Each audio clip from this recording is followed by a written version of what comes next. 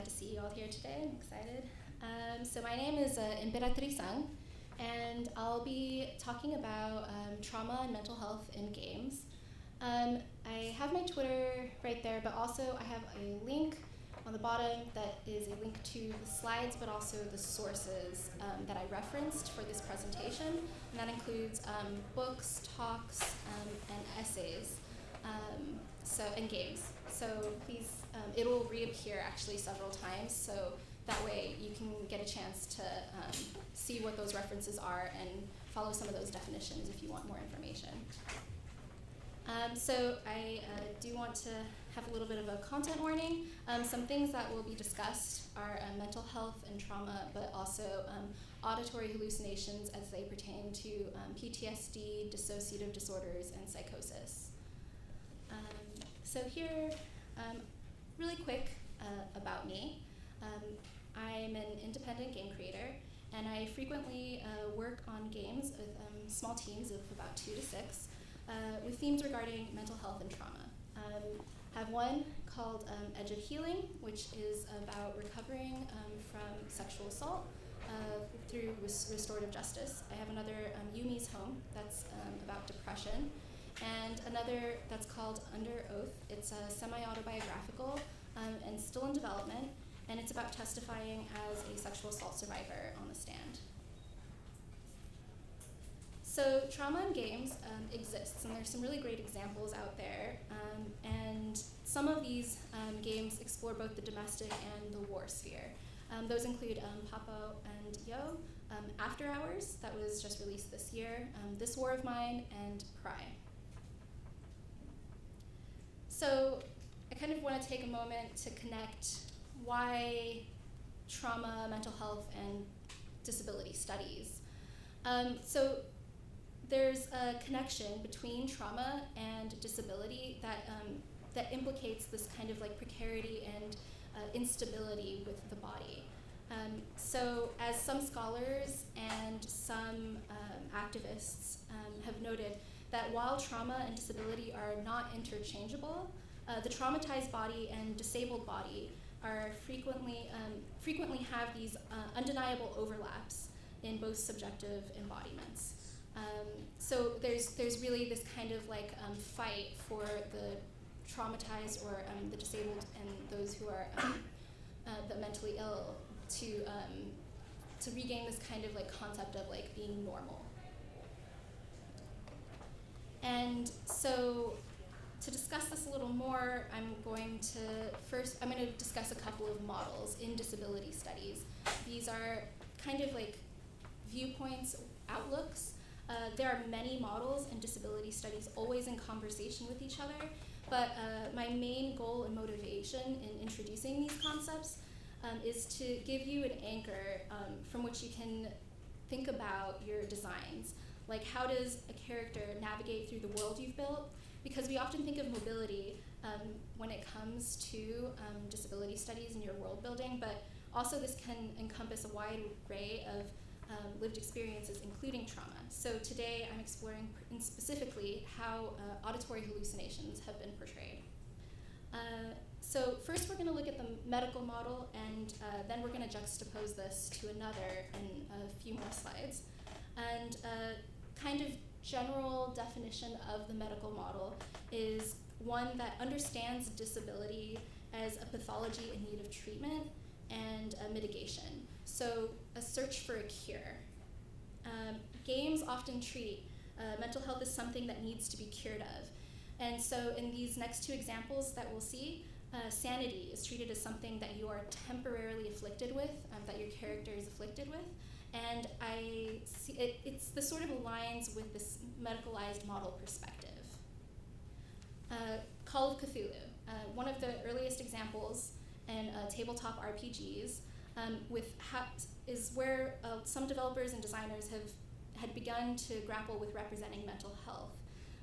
And it tried to simulate mental health with this kind of mechanic where like losing sanity, like a character can temporarily go insane, and there's also like becoming incurably insane. You don't have to read all this, it's just kind of like a snapshot of like the chapter that's covered in the RPG. And this later evolved into other games, including the next one that I'm going to discuss, Eternal Darkness. And so a lot of times, like, these meters don't take into account the lived experiences of those who go through dissociation or psychosis or mania that experience hallucinations. Eternal Darkness was a psychological horror action adventure game. It was from 2012. And some of the effects that happen when your sanity begins to lower include hallucinations, bleeding walls, sounds of voices screaming or crying, and your character actually begins to start losing health. And it's the enemies that you encounter that cause your sanity meter to lower. So as the player, you are frequently seeking ways to replenish or return to a normal state. And this happens through healing spells. So now we'll kind of see how this works with, like, kind of juxtaposed to a social model.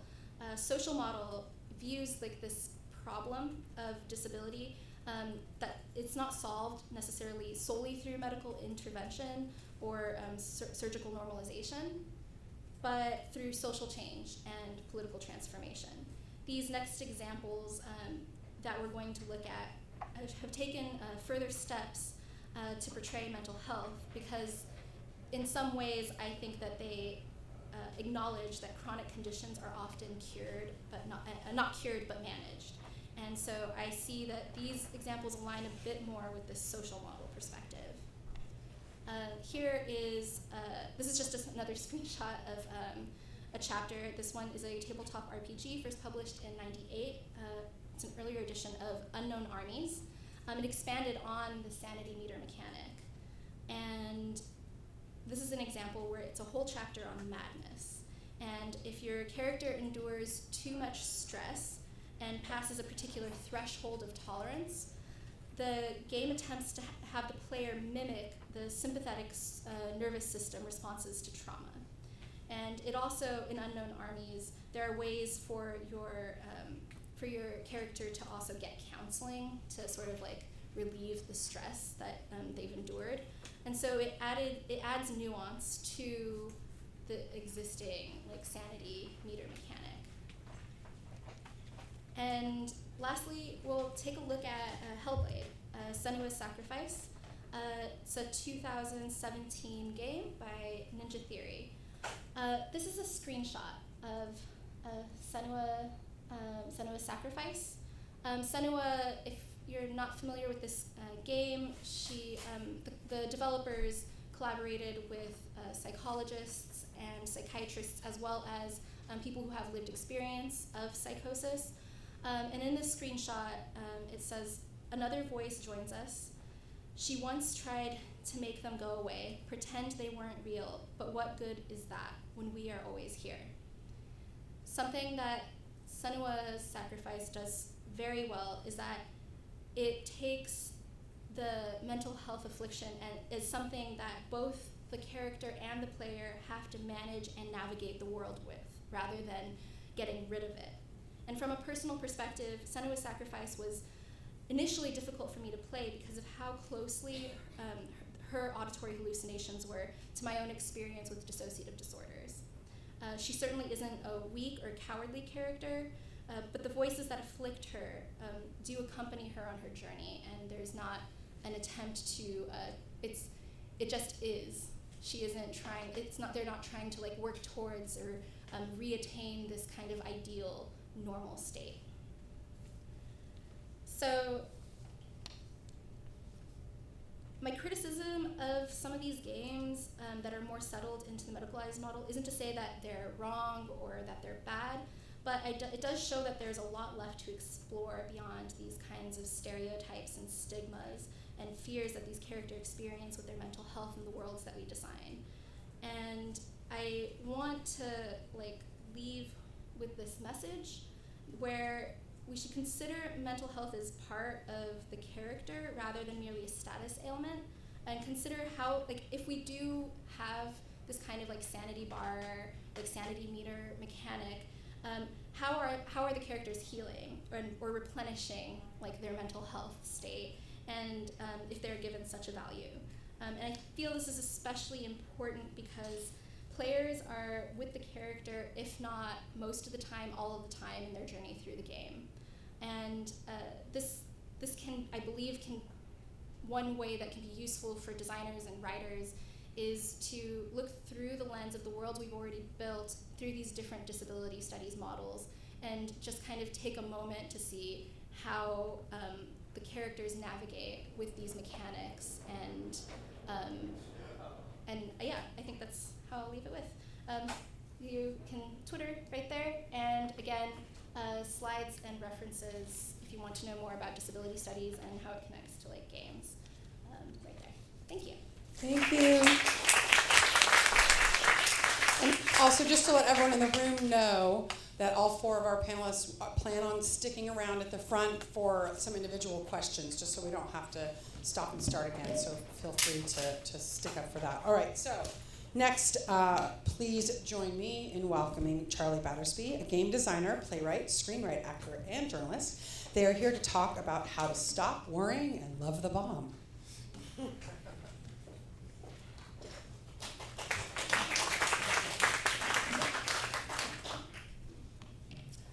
Hi, I'm Charli Battersby. Some of you also know me as Charles.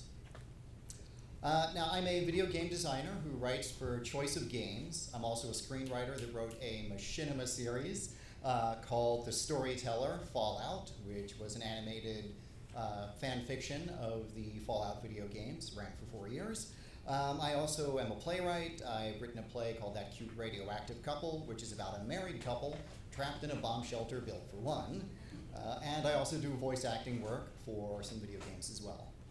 I'm also a game journalist. I've covered games for Geek.com, The Villager, Chelsea Community News, Joystick, Complex, and others.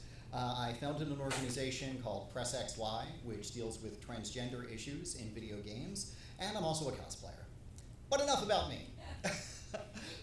So, Tales of the Apocalypse have been part of human culture for thousands of years through our mythology and our religion. And it's part of a good story to have a clear ending to your story. The gods created the earth, and sooner or later they will end it. The period, end period. Tales of after the apocalypse kind of contradicted that idea, that you don't want to have your infallible God right all the wrongs, and then, well, now there's an epilogue with Jesus' loose ends. So we didn't see after the rapture until about 2,000 years later, with stories like the Left Behind series, which was books, also video games, and a series of movies. Now the post-apocalyptic theme didn't really become popular until the 19th century, and through the 20th and the 21st century, it's just gotten more and more popular. And the first thing that you really need to grasp the concept of life after Armageddon is an understanding of the world as a place that changes, rather than being a static creation that exists exactly as the gods created it and will continue to exist exactly that way until the gods choose to destroy it. And by the 19th century, people were viewing religion differently. We were starting to see that the world is a finite round ball, not an infinite place carried through the universe in the back of a turtle. We saw Darwin saying that species slowly change over time. We also saw humanity face potential extinction through plagues during the medieval times. And as we went on, people started to imagine that maybe the end of the world could happen in something that's not the literal will of God. Maybe the end of days is a metaphor, or maybe something as of yet unheard of could occur. And another thing that's needed to understand life after the apocalypse is a complex civilization that requires its own complexities to continue going on. In the Bronze Age, you didn't have a grand civilization. People lived on subsistence farming. Your society consisted of, you needed copper from one village, tin from another village, your local metal worker turned it into bronze, and it's hard to imagine poets of those days writing nihilistic tales like Mad Max about we're running out of tin. So, thank you. Just walk away from the tin mine. All right. So when Mary Shelley wrote The Last Man in 1826, it was arguably the first post-apocalyptic tale written in English. And when she sat down to write it, her corset was made of whale bones, her lamp was lit with whale oil, her teacup was made with porcelain imported from China, and even the tea inside it was an exotic material imported from the far-off Orient. Now, someone who's a subsistence farmer or a frontiersman in the American West doesn't need to fret about the end of civilization.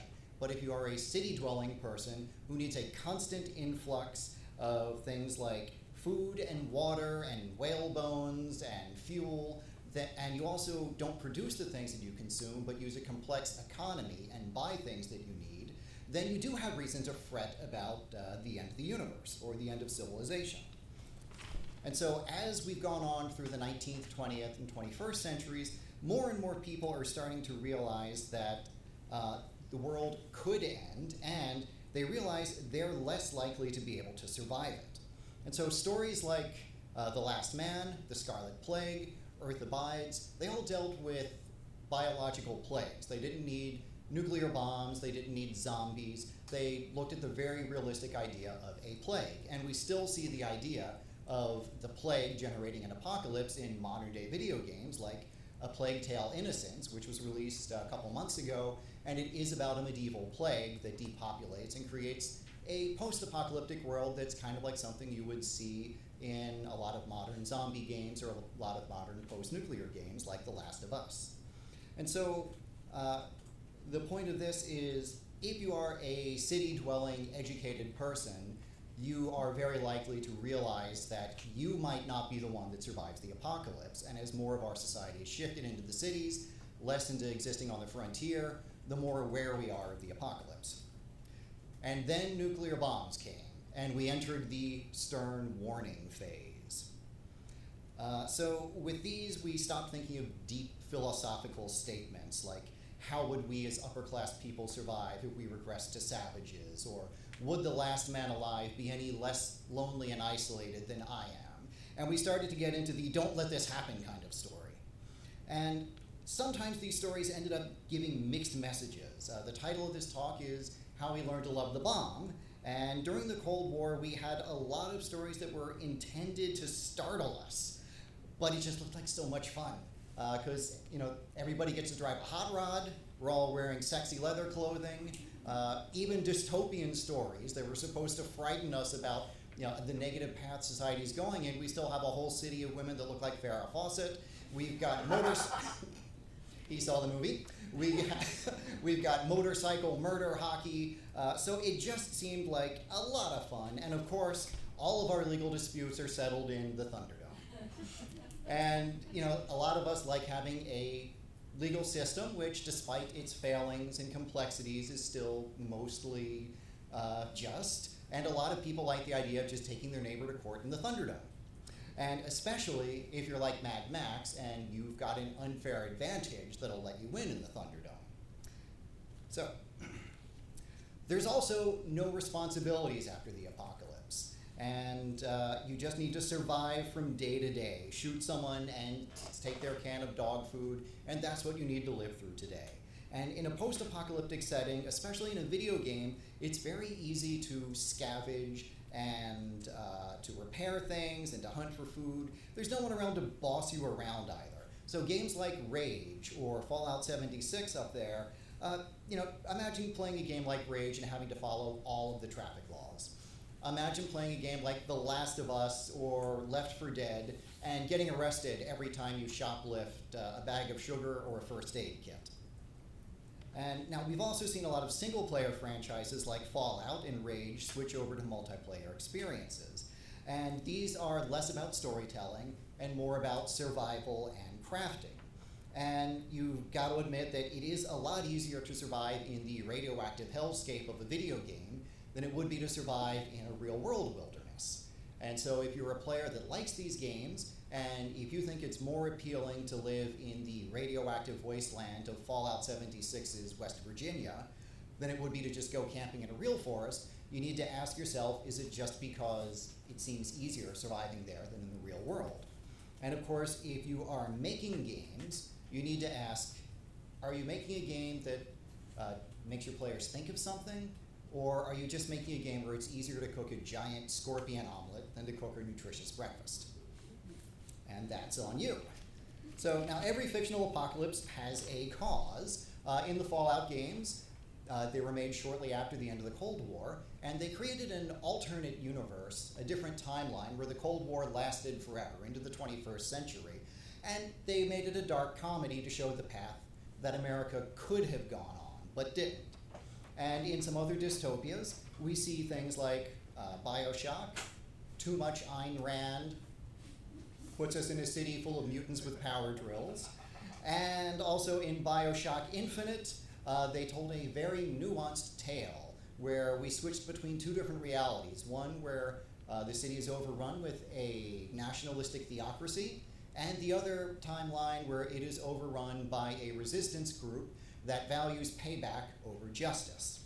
And the people that made that game got into a lot of trouble. Some people were offended by that idea. And we all know how much trouble a person gets into for saying, you had some very fine people on both sides. Now, far too often, a fictional apocalypse happens simply because the fictional society did not agree with the person who wrote the story about some social or political issue. Writers love to tell us that the world faces certain doom unless we disarm our nuclear weapons, or think more about the environment, or fight over population, or resist the conservative theocracy. But a fictional apocalypse can also let the other side of the political spectrum say that the world will end precisely because we did all of those things, or because we didn't do those things. And it's very easy to find two dystopian tales that take the exact opposite sides of a political issue, and each insist that the world is doomed if the other side wins. The Handmaid's Tale and the Turner Diaries are surprisingly similar in many ways, and I hope I'm not the only person who's read both of them. Now, sometimes both sides of the political spectrum can rally behind the same post-apocalyptic dystopia. Conservatives loved The Hunger Games because, as a book, it depicted a world where small-town coal miners were being subjugated by city-dwelling, decadent elites who used fake news media to oppress the masses. And when Hollywood adapted it, it was a tale of female empowerment, racial injustice, and the 1% oppressing the masses. Both sides found something to love in this particular dystopia, and you have many fine people on both sides. Now, as creators, we get to pontificate with our stories, and consumers get to be pandered to with their moral choices in the games. So, whatever your political views are, someone out there is writing a doom and gloom story to tell you how smart and righteous you are. And if Armageddon comes, you'll be able to look out the window of your survival shelter at all the people who didn't agree with you and whisper, "I told you so." Now, we as game consumers need to be sure we aren't buying games that are just pandering to us. And as creators, we must avoid the temptation to pick a target audience, tell them exactly what they want to hear, and then reward them for agreeing. And now that I've pontificated at you for 10 minutes, here's the final reason why we love the apocalypse. Everybody gets a puppy. So I'm Charles Battersby, also known as Charli. If you would like to ask me questions afterwards, I'll be here. You can also reach me on social media up there. Thank you, Charli. Amazing. Okay, so next up is Julia Pilgrim, Education for Justice Team Leader for the United Nations Office on Drugs and Crime. She will share how games can help people explore the complexity of justice.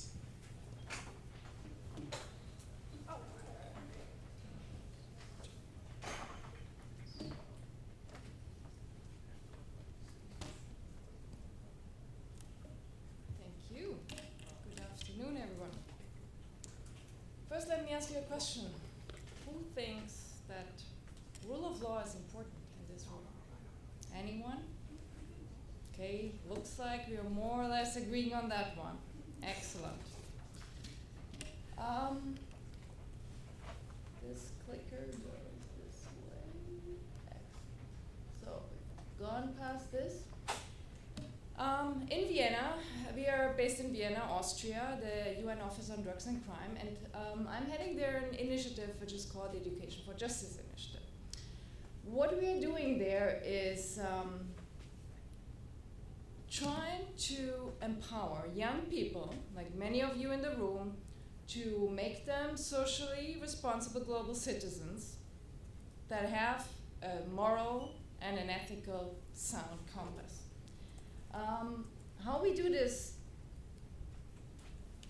is by not only aiming at making sure that young people know about rule of law issues, but we also want them to be inspired to act upon and support the rule of law around the world, and go out there, be change makers, and help us all to tackle the world's most serious crime challenges we are facing these days, and there are not little of them around. We start with kids around 5 years and go all the way to the university students, so cover primary, secondary, and tertiary education levels. And the topics we are looking at are actually quite a range. So we're looking at corruption issues, we're looking at cybercrime, organized crime, firearms, terrorism, violent extremism, a whole range. All of the work we're doing support a number of the United Nations Sustainable Development Goals, the so-called SDGs. All of the ones that, specifically SDG 16 is on peace, strong institutions, and justice issues, but our work also touches upon other SDGs, and so we call it SDG 16 plus. When looking at or addressing all these issues you can see here on the screen, and talking about education and talking about gaming, we thought, how can we teach about these rule of law issues, about crime prevention and criminal justice to young people around the world? And we discovered there are quite a few challenges. For once, I asked the question before, do we agree that rule of law is important to you? So a lot of people say, yes, all these issues you just saw on the screen, they're relevant, they're important. Most people actually want to know more about them, especially young people, but there's a lack of information about them. So another issue we looked at is, or we were facing in designing this initiative, that a lot of countries around the world, it's not really easy in them to have flexible curricula in schools, right? It's very hard for teachers to insert new content into the classroom, or for students to suggest actually to talk about some of these issues in the classroom if it's not specifically foreseen in the curriculum. And what we have symbolized here by the overflowing cup is that teachers and students are asked to look at so many issues in the class and to address so many topics these days. And it almost seems like every day there's a new hot topic around, and you as the teacher and as you are supposed to deal with them in the classroom. So what do you do? One of the solutions we found, and we were taking as a way out of all of this, is to look at games. Games, especially for primary and secondary kids. And I want to present just some of them. And the first one is Chuka. Chuka is an app that targets young students from the ages of 6 to 12 and focuses actually on the issue of gender-based violence. When you take on the role of this little girl you see on the screen, Chuka, you have to defeat a range of monsters in the game. You face certain challenges that create resilience and support socio-emotional learning to address the topic of gender-based violence. Gargamel is the company that has designed this game for us. And Elisa, I'm not sure if she's in the room. If not, no, she's not. She's around. We have a marketplace upstairs. She's still around. Go and talk to her about it. The game is available on iOS and on Android. And we have tablets up there where you can check out the game and actually play it. Another game, that's again Chuka. Well, it's not actually a game, but we have looked at a set of characters, the so-called, our 4 friends called Desorbs. They're coming from planet Zorb. And what you see on the screen is our so-called Zorbify. Zorbify is a comic creator tool, so not a game as such, but you can use it as a teacher in a classroom to have your students create comic strips that use the Zorbs, the 4 friends we have created, and learn about, through creating comic strips, about values such as respect, integrity, acceptance, and fairness. And students can use them also. It's online available. You can also use it at home, create your own stories, your own comic strips around value-based education. Zorbify was also created by Gargamel, so by Elisa. Again, she's upstairs in case you have any questions. And actually our 4 friends were created and designed by Jane, who's sitting, I see him here, who's sitting there. In case you have questions around Desorbs, please go and talk to him. And then moving on to secondary education. And here you will see, again, Desorbs, but now they have grown up. They've become teenagers. Because at the primary level, we have started to look at values-based. We focus on values-based education, but as we go through the age levels, we are now looking at more substance, at the topics of crime itself. And for this app, we have run a series of game jams, or hackathons as we call them, around the world, to actually learn from students how do they understand these issues and what they think, how these issues should be taught to their peers, and how do they want to be educated on these issues. And the result of that is Zorbs Reloaded. It's still only available in a beta version, so stay tuned, but we will launch it in October. And Jaskaran, who's there in the very back, there he is, from AppRoar, he has been the lead developer on this, so he's around in case you have questions. It's basically a city building game set on the planet Zorb, which faced a lot of rule of law issues and now needs to be rebuilt. And basically as a player, you have to go on problem solving missions to Earth. You gotta visit us and help us solve some questions related to crime, justice, and rule of law issues. And through that, if you get the answers right, you gotta get the resources to rebuild the planet Zorb. As I said, it's going to be launched in October and will be available for iOS and Android. A second game for teenagers is Dissonant A. Again, that's at our marketplace. You can try it out, play it up there. Developed by Kenneth, who's here in the second row. In case you have any questions, it's basically a game that consists of a series of scenarios where the player has to make choices related to integrity, and you earn points in the progress. Ultimately, you will see how your decisions lead to various outcomes, like the consequences, and why Dissonant. Why did we call the game Dissonant? It is a reference to cognitive dissonance, so when people face complex choices about what is right or wrong, and we thought that's a really good title for this game. Again, it's available on iOS and Android, but also available through Steam. So, we also thought we need to go offline, because for us, real FaceTime is a really important issue. And we also wanted to offer games for low-tech settings and environments. And so we have done a call for proposals and worked with a number of educational and non-governmental organizations from around the world to help students learn about topics such as organized crime and corruption through offline games. In the call for proposals, a requirement was to involve students in the game design process and Cyber Strike, you can also play it at the marketplace, is one of them. One of two I would like to briefly mention.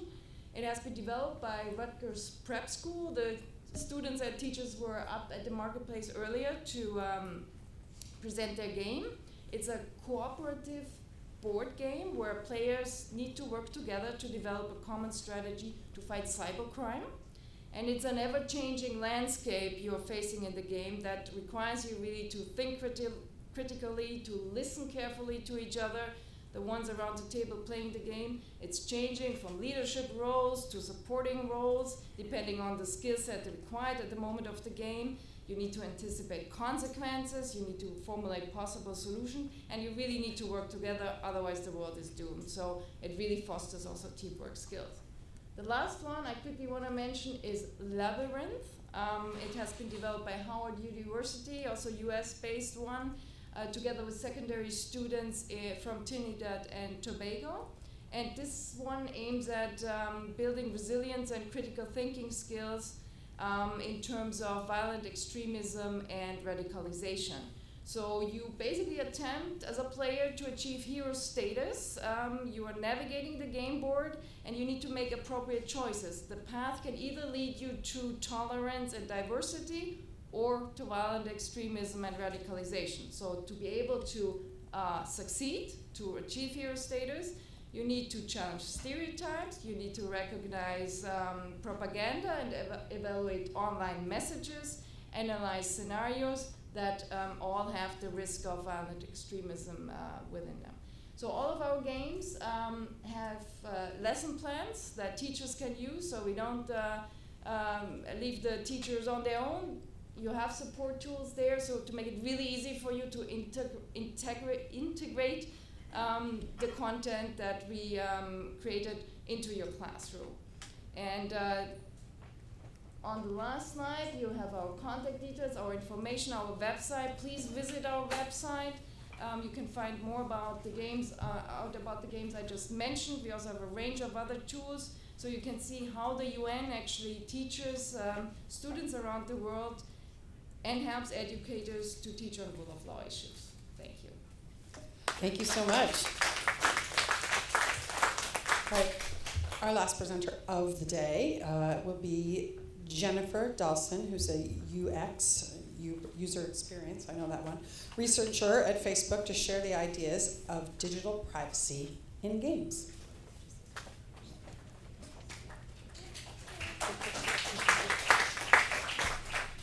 So hi, my name is Jen, and this talk is really just look at how games are a potential tool for digital privacy education.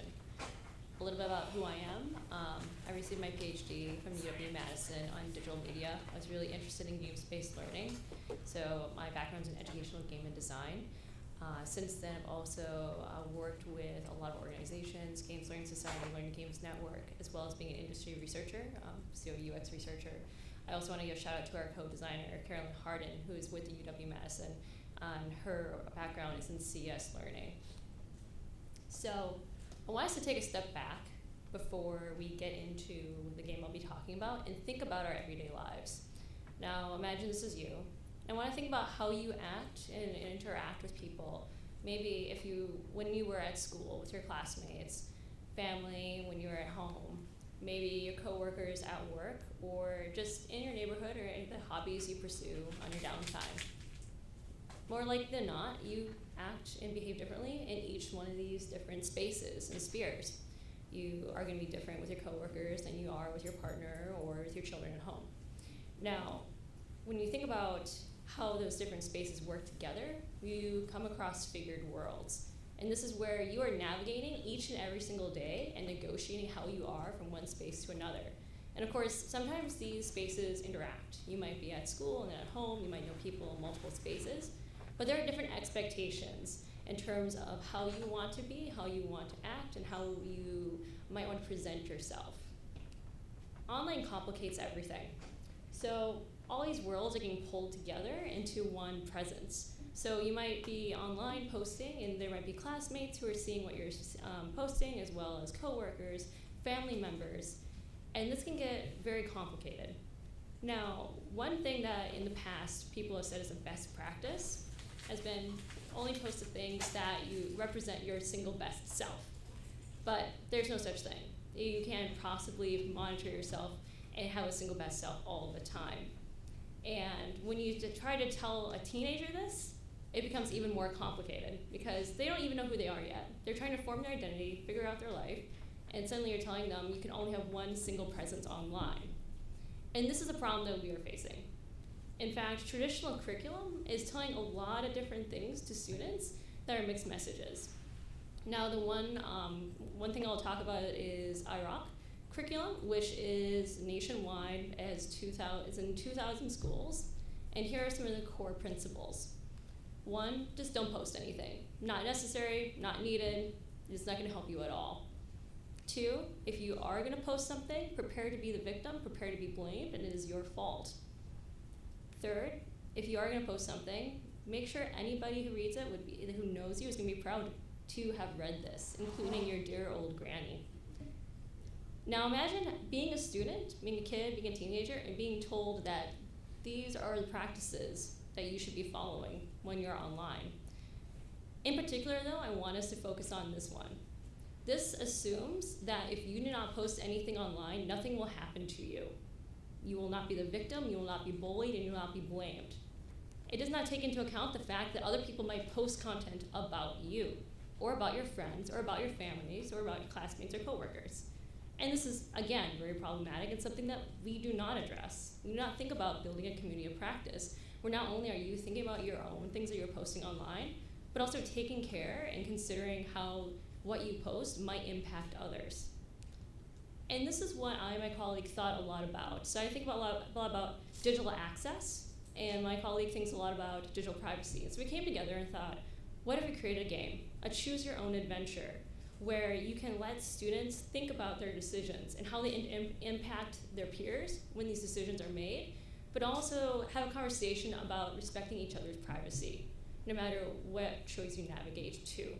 And this is why I wanted to emphasize this ahead of time, because this is very core to the design of our game. Setup is very simple. We're taking you out of the equation and we're putting your best friend in the situation instead. So embarrassing photo has been circulated, and it's up to you as a friend to figure out what you want to do in this circumstance, how you're gonna respond. And going back to figured worlds of how you're gonna have to navigate in different spaces, we're asking students to do the same thing. So at school, at home, in a public place, how are they gonna respond? As well as there are multiple characters who may or may not be responsible for having circulated this photo in the first place. So again, it's up to you as to what to do.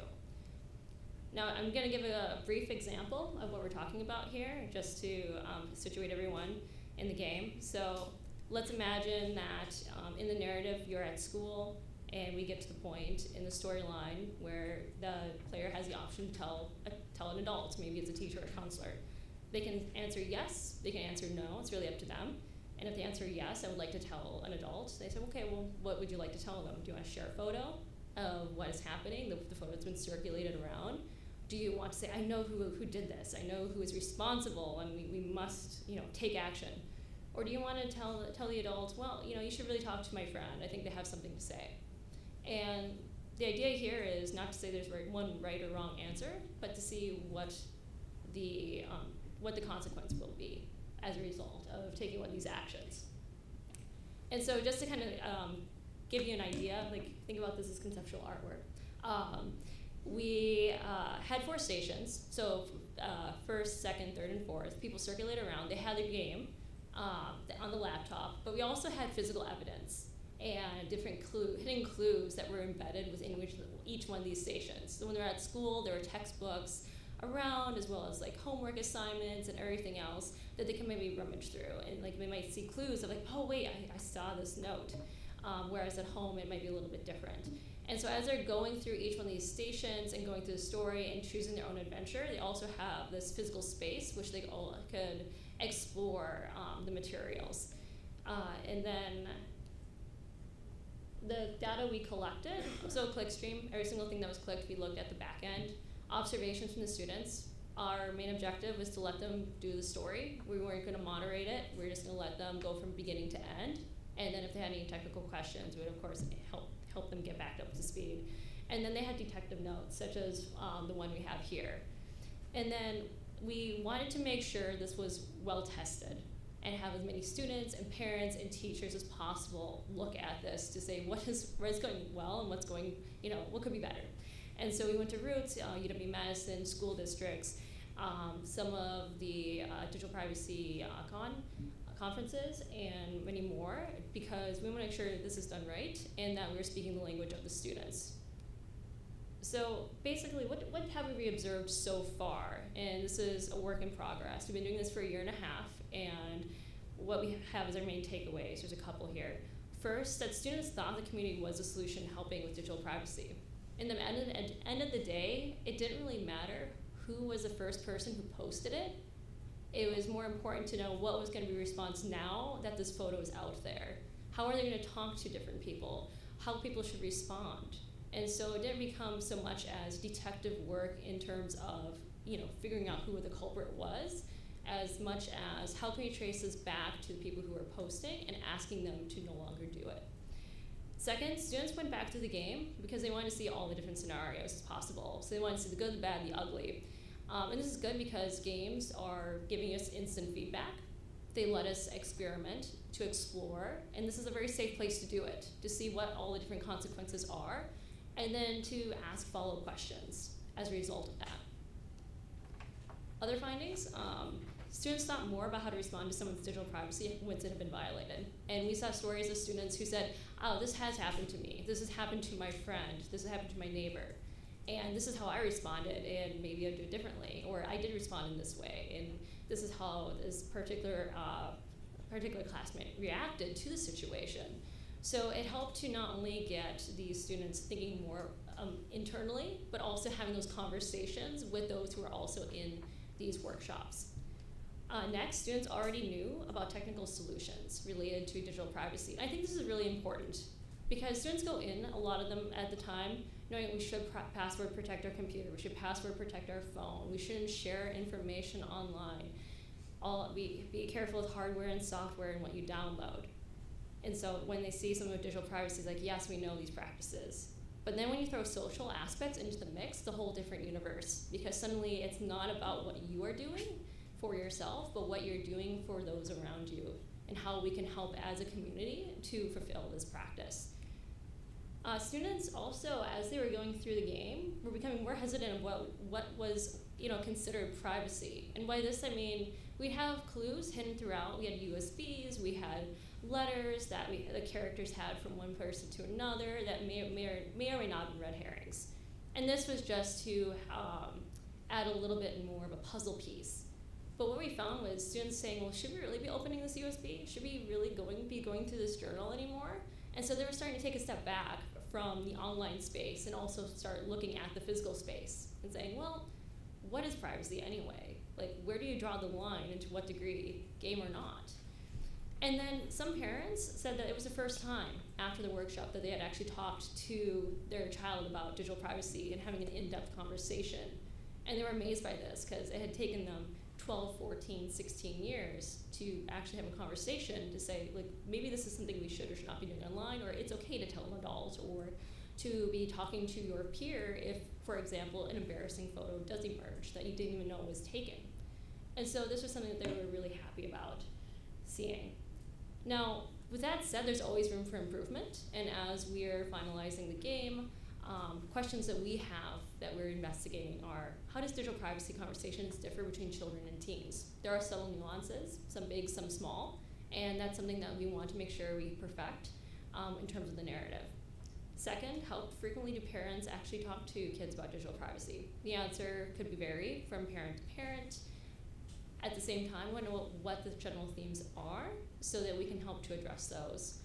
And finally, as platforms are becoming new and particularly challenging, meaning like as new platforms emerge, as they become more complicated, as sharing and distributing information becomes more and more available, it's going to be a difference in terms of what definition is for digital privacy and what is being shared, and how it's being shared, and do we really know what those practices look like. So we want to be mindful of that and make sure that that's in mind when we are speaking to students of all ages. And other than that, if you're wanting to learn more about the game, if you have follow-up questions for me after this, I'm more than happy to answer. My email address is up there. Otherwise, you can also email digitalprivacydetectives@gmail.com. Thank you. Thank you so much, Jennifer.